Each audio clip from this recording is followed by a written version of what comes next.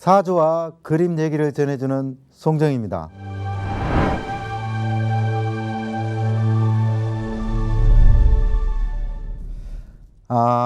풍수와 언어는 기와 에너지라고 할 수 있는데, 자, 그림에도 계절이 있고 모든 사물은 있어야 할 자리가 있다고 합니다. 자, 한마디로 풍수의 기운은 보이지 않는 세계라고 할 수 있겠는데요. 자, 오늘은 봄, 여름, 가을, 겨울, 계절을 뜻하는 사군자 이야기를 전해주도록 하겠습니다. 가을은 오곡이 물을 잇고 마무리 열매를 맺어 알매를 가득 채우듯 풍요로운 계절이죠. 그러나 겨울이 지나면 따스한 봄이 또 돌아오고, 또 싹을 튼 만물은 무더운 여름이 되면 태양의 에너지를 받아서 줄기찬 빗방울에 의해서 힘차게 또 한없이 무성하게 펼쳐지게 되는 것이 세상의 이치가 아닌가 싶습니다. 자, 우리 인생살이도 이와 사계절과 같이 조금도 다른 것이 없다고 하겠습니다. 자, 오늘은 계절에 맞는 그림이 무엇인지 한번 살펴보도록 하겠습니다. 자, 먼저 사군자 중에 매화는 겨울을 상징합니다. 자, 그림을 보시면 매화는 겨울을 상징하고 또 음양의 수에 해당되죠. 그래서 이 매화는 겨울철 식물로 얼음 속에 꽃을 피워서 맑은 향기를 내뿜는 기운을 가지고 있습니다. 그래서 사주에 수 기운이 부족하다든가, 또 매화 그림을 놓는다든가, 물 그림을 놓는다든가, 자, 수가 만물의 씨앗이죠. 그래서 자손의 번창을 위한 귀한 격이라고도 합니다. 그래서 없는 오행을 갖추면 모든 게 또 채워지는 것과 같기 때문에, 목이 마르면 물을 마시듯이 우리 인체의 파장에 좋은 기운을 받기 위해서는 나한테 없는 그런 물질이 필요합니다. 그래서 겨울을 뜻하는 물의 기운은 돼지띠나 쥐띠들이 이 물을 기운을 관장하게 되는데요. 이런 물의 기운이 부족한 사람들에게 매화 그림이나 국화 그림이 아주 좋다고 하겠습니다. 자, 사주에 물 기운이 없으면 좀 성격이 메마르고 또 자손에 대한 어떤 그런 귀한 격이 없다고 하죠. 그래서 자, 인체 오장육부 신장에 뜻하는데, 옛 그 선인들은 만물의 조화를 자연과 함께 아주 그림이라든가 어떤 소품이라든가를 그 우주 만물의 이치에 맞게 일관성 있게 정리를 아주 잘 해놨습니다. 그러나 현대인들은 옛 선인들의 오랜 세월 속에서 이 터득한 연구 생활과 밀접하게 이용을 못하는 게 조금은 아쉬운 대목이기도 합니다. 자, 매화 그림을 통해서 많은 기운 받으시기 바랍니다. 자, 다음 그림은 봄을 상징하는 소나무 난초를 이야기하겠습니다. 자, 다음은 이 목을 뜻하는 봄 기운은 나무 기운인데요. 나무 기운은 보통 우리 띠에서 토끼띠와 호랑이띠입니다. 자, 그림을 보시면 소나무인데 또 소나무와 난 그림이 보이죠. 네, 이 사중자 중에 난초는 오행에서 목이라고 합니다. 그래서 사주에 뭐 목화토금수에서 뭐가 없다 하면 목, 녹색의 목이 없다 하면 목을 설치하면 되는 거고요. 자, 그래서 이제 난초는 봄의 식물로서 동쪽에 해당되고, 또 음양오행에서 이 목으로 보는 것입니다. 그래서 어떤 사람이 어떤 그림을 가져야 하는지를 알고 있는 사람은 그리 많지 않습니다. 그래서 세상사 이치는 자연에서 생을 받고 살아가는데, 이 주역에서 말하는 음양오행의 진리는 사람마다 인격과 성품이 다르다고 하죠. 그래서 이 사주에 목이 없다면 이 난초나 소나무 그림을 걸어 놓으면 좋은 기운을 받습니다. 자, 사냐에 자라는 모든 것이 나무를 뜻하는데요. 또 봄을 생동시키고 또 이 어떤 그런 상징성 있는 그런 기운이라고도 하겠습니다. 자, 그래서 사주에 목이 없다면 좀 인정이 약하다고 하죠. 그래서 이 언변에서도 조금 조심해야 되고, 또 사람을 용서할 수 없는, 용서할 줄 모르는 기운이라 항상 나무 목이 없으면 싸우지 말고 이해를 해야 됩니다. 자, 우리 신체의 목은 간에 해당되죠. 그래서 이 하초라든가 집에서 많이 기르게 되는데요. 이런 분들이 허리 디스크가 좀 약하고 간 기능이 약합니다. 그래서 이 그림이나 이렇게 난초라든가 기르면 좀 그 기운을 좀 받는 에너지가 있다고 하겠습니다. 자, 이런 기운이 없으면 여력도 약할 것이고 또 간은 눈으로 통하기 때문에 시력도 약할 것입니다. 자, 건강한 삶이 되도록 오행의 이치에 맞는 그림을 가져야 합니다. 자, 기가 발산된다는 이 나무, 소나무 그림이라든가 난초 그림, 이 맥도 차단된다고 하죠. 그래서 나무나 어떤 그런 난초 그림으로 어떤 기운을 이렇게 싹 이 가정의 기운을 한번 상승시켜 보시기 바랍니다. 다음 그림은 사군자 중에 여름을 뜻하는 대나무 그림을 보시겠습니다. 자, 그림을 보시면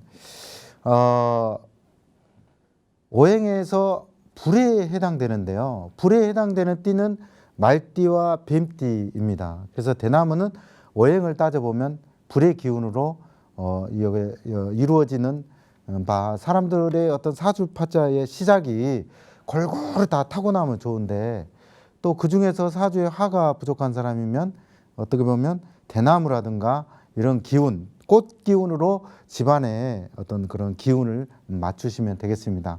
자, 우리가 이제 집안의 음양오행으로 이 맞춤형으로 어떤 그림을 걸어 놓으면 어떤 불의 기운을 받아서 건강한 삶뿐만 아니라 모든 것이 마음 먹은 대로 또 이렇게 이루어진다는 이론이기도 합니다. 물론 사주학에서 화가 부족하다면 이 잠자리도 남쪽으로 둔다든가 어떤 불의 기운에 대나무 그림을 그려놓는다든가 이 또 목화라든가 꽃의 그림을 그려놓는다든가 그런 기능을 걸어놓으면 우리가 또 그 기운을 받기 때문에 힘찬 또 기운을 받겠습니다. 이 대나무는 강한 기질이죠. 그래서 우리가 사군자에 대나무 그림을 상당히 많이 그려넣어서 선비들이 이렇게 걸어놓습니다. 그 태풍에도 굴하지 않고 꺾이지 않는 어떤 군자의 식물로 지정되어 있죠. 그래서 과거에는 대나무 그림을 그려서 오라 산수족이라고 써서 벽에 걸어 놓으면 모든 애군이 물러간다 하여 이 먹을 다루는 선비들이 즐겨서 그렸다고 합니다.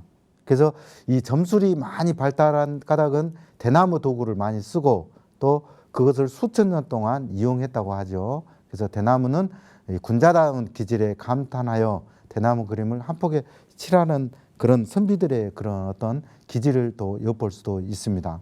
자, 대나무는 사시사철 푸르죠. 절개를 잃지 않고 또 이렇게 속이 비어 있다는 것은 그 마디의 견고함과 감탄, 군자의 상징이었고요.